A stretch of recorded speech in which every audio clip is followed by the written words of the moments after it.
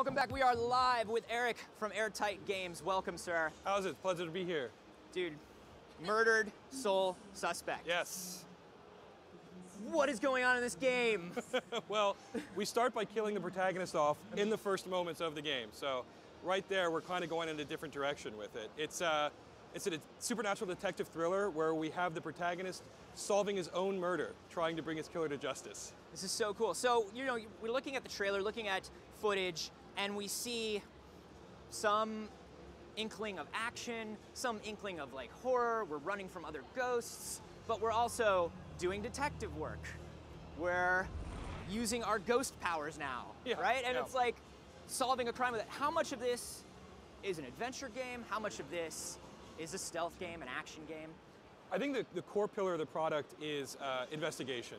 We have a really rich storyline with a lot of really interesting characters, and we use the investigation mechanic to really drive that story and let the player sort of discover it on their own. But on top of that, we have a really fun traversal system where we have you go from places to places and get to the crime scenes on your own.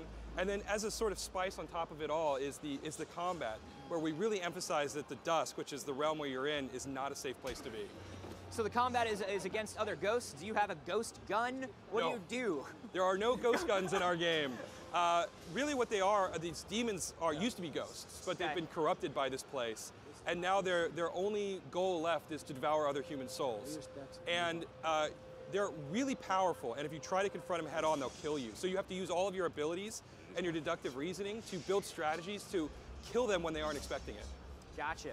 So we're using some ghostly powers. We're seeing things like possession. You know, we've seen things like this with like Ghost Trick, games like Geist.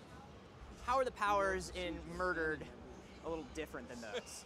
So, and that's one of the great things about ghost lore is it's sort of universal and you get it immediately. We use possession a little bit differently. We don't let you directly control the player because one of the things that we want the player to feel is I need to think outside of the box. I need to go in a different direction with this. And so they aren't part of the living world anymore, and we really wanted to emphasize that fact. So when you possess people, you can look through their eyes, you can hear through their ears, but you don't usually have direct control of them. You can influence their thoughts a little bit, and you can malfunction some living world objects, but the goal is to force the player to think in a different direction to solve the cases. Gotcha. And what other kind of stuff are we going to be seeing in terms of abilities? Well, we show in this demo your ability to actually reveal memories that exist in the Dusk and gather information from those. You can actually teleport around in the environment, and we've got a ton of other abilities that we haven't shown yet. Gotcha. So lead me through kind of what's happening here. So right now, Ronan has finally made it back to his investigation. In the heat of the moment, he thinks maybe I missed something. So I need to get back here, find the missing pieces, if any, and then pick up the trail of my killer. And so what you've just seen here is an introduction to a few of the characters who will play a critical role in the game. But as he launches off in the investigation, the first thing you're going to see are the Dusk objects, these Dusk vestiges that exist in the world. The Dusk exists because of human suffering. Okay. So when someone dies or suffers some severe trauma, their imprint, the energy leaves an imprint in the environment, which actually manifests as these sort of living world, these objects that now are in the Dusk. Okay. Ghosts exist in the same way, and their primary purpose is to solve their unfinished business.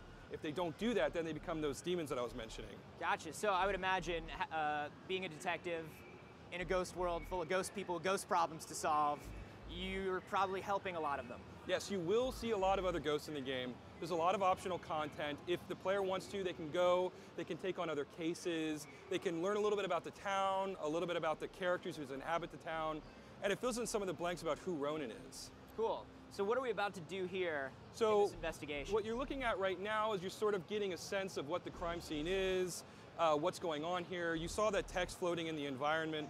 Ronan doesn't have access to a notepad, so he can't write his information down.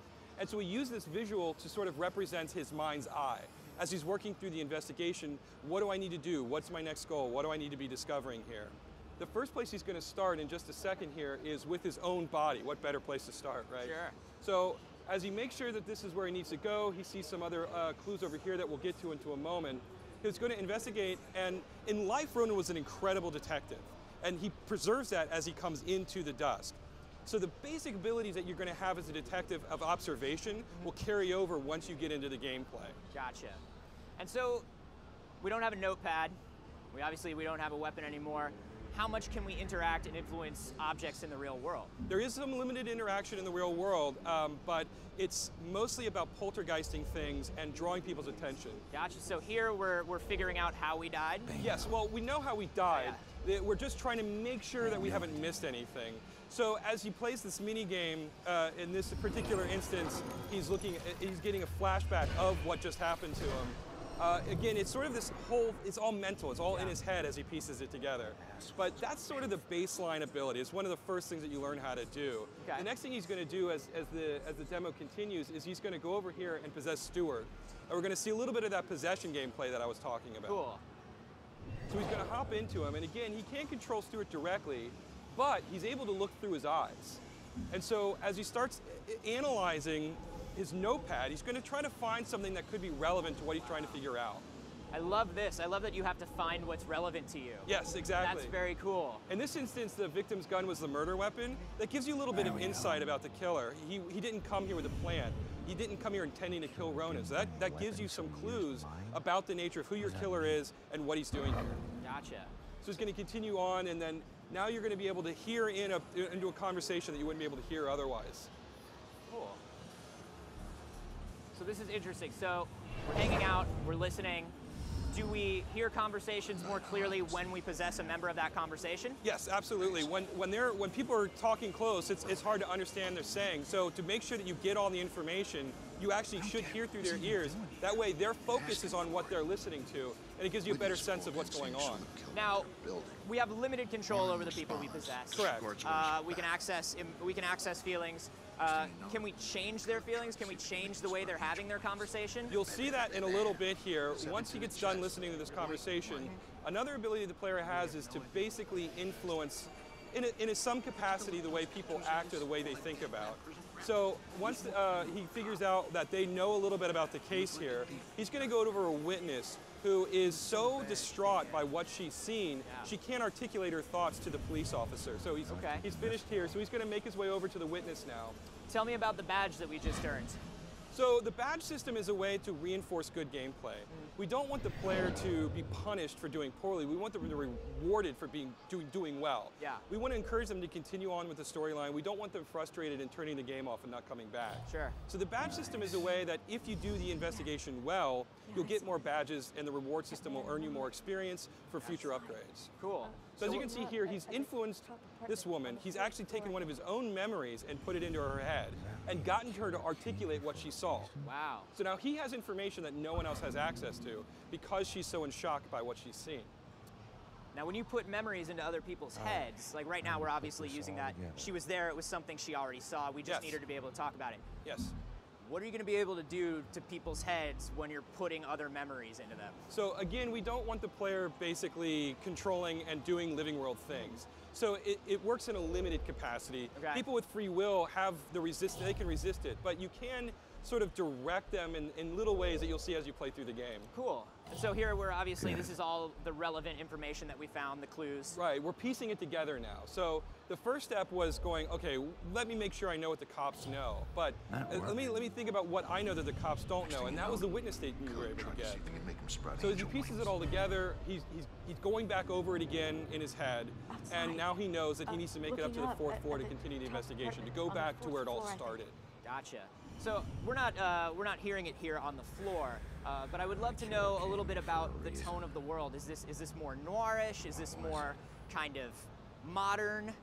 What kind of mystery story are we telling? Sure. So the game takes place in modern day Salem, Massachusetts, a fictionalized version of Salem, but gotcha. It's inspired by that town. That's my way in. And we're going for obviously kind of a creepy vibe in a sense. Salem has got a really rich supernatural history, right? And the way the town looks is really the perfect setting for the kind of game we want to build here. I mean, as you can see, the street is such an interesting place to look at already. Yeah, you've got like the old cobblestones there. Mm-hmm. So we're trying to get to the fourth floor. I am assuming, can we walk through a door? So here's the interesting thing about ghosts. Tell they're me, not really bound. what is the interesting thing about ghosts? They're not really bound per se to the physical world. So as you've already seen, he's passed through a bunch of things. Yeah. Exterior walls actually affect ghosts though. Okay. That's because the citizens of Salem actually christen the foundations of their building in our game. And what this does is it creates a supernatural barrier that prevents ghosts from freely entering and exiting. Gotcha. So we've jumped ahead a little bit, and we're up on the second floor now. But as it goes back into gameplay, you'll see that the player can pass through all interior walls. Okay. So the christening only affects exterior locations. Oh, that's really cool. So then once you're in there, you just go wherever you Yep, want. absolutely. So how do we get in when those doors are christened? So you have to create a breach in a barrier. Okay. Right. And so on the street, you saw Officer Stewart. He opened the door. That's his way in. Gotcha. But we use that as a basis for a lot of traversal puzzles in the game. Oh, this door's closed. I don't have the easy way in anymore. How do we influence How do we get in? Yep, exactly. Gotcha. It all goes back to that. We really want the player thinking differently about the world. They're a ghost. Yeah. It's really important that they don't think about it like they're a person. They've got a different set of limitations and a different set of powers. Sure. You know, one thing that we always think of when we think about ghosts in these kind of suspense stories is a certain amount of telekinesis, throwing things around. Is that something where as we gain experience and we learn more about how to be a better ghost, do we get that? You do get more abilities as you progress further into the game. Yes. Okay. Yes. So we were in kind of this weird witchy room. Yes. And what was going on in there, and what are we about to see? Whoa, hey. Hey, buddy.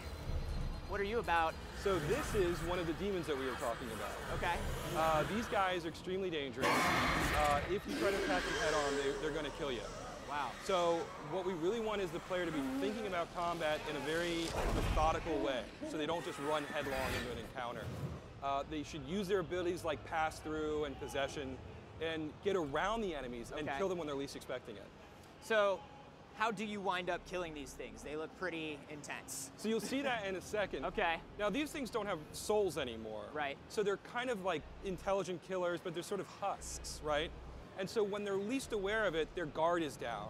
And as you'll see here in a second, you actually get inside of them and tear them apart from within. Whoa. That's really cool. So I like this because there's definitely an element of planning and strategy here. Yes, yes. This is not something, I can tell this is not something where we're just going to be surrounded by 80 of these guys. We're using buildings and environments as a puzzle to figure out how to kill the one thing that's in there. Absolutely. It's interesting, our creative director mentioned, and I think it's a really good analogy, is that in a sense, combat is a different type of investigation. Very cool. So you can see here, he's hopped in a human, and we're using possession in a combat scenario instead of an investigation scenario. Okay. While you're in living beings, the demons can't see you. So you can use them to get around them, navigate past you wouldn't be able to get past otherwise.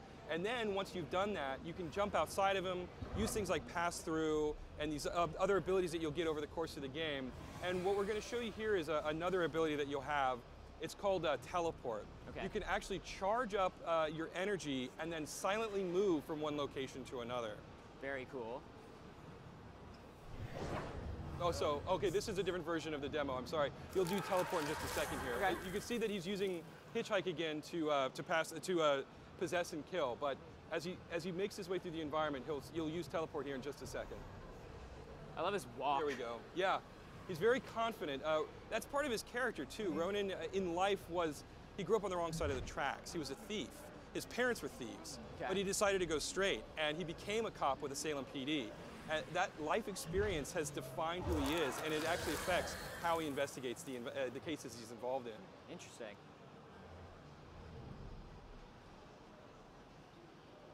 So he's going to make his way up to the 4th floor now, and now he's going to be able to complete the investigation that will lead him hopefully to where his killer's location is. Okay, folks, I need you to keep your distance from the scene. So we're solving problems for ghosts here. Do we wind up taking on other human cases along the way as well? Do they kind of intersect that way? Sure, absolutely. Ronan finds ways to help people as he makes his way through the game. Gotcha. And so some of the characters you're going to help will definitely be ghosts, some of them will be human. He's a cop, right? So his natural instinct is I want to help people, and he does find ways to do that. I don't think that's going to work, man. Sorry, buddy. That's not how it works.